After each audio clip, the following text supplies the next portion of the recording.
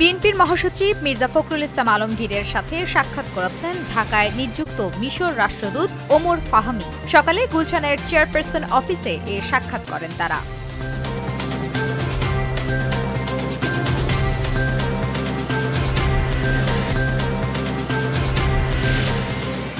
আসন্ন ত্রয়োদশ জাতীয় সংসদ নির্বাচন উপলক্ষে ৪৮,০০০ পুলিশ সদস্য নির্বাচনী প্রশিক্ষণ সম্পন্ন করেছে। বাংলাদেশ পুলিশ হেডকোয়ার্টার্স থেকে বিষয়টি নিশ্চিত করা হয়েছে।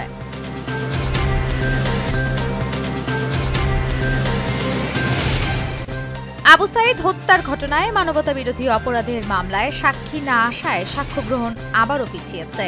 আগামী ১০ নভেম্বর সাক্ষ্য গ্রহণের দিন ধার্য করেছেন আন্তর্জাতিক অপরাধ ট্রাইব্যুনাল।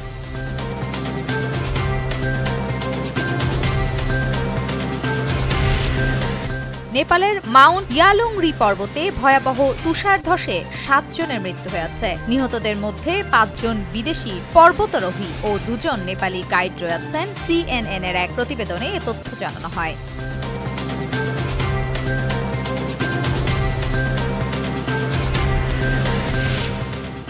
গাজায় চলমান যুদ্ধবিরতির অংশ হিসেবে ৫ ফিলিস্তিনি বন্দীকে মুক্তি দিয়েছে ইসরায়েল। মুক্তিপ্রাপ্তদের আল আকসা হাসপাতালে নেওয়া হয় চিকিৎসার জন্য।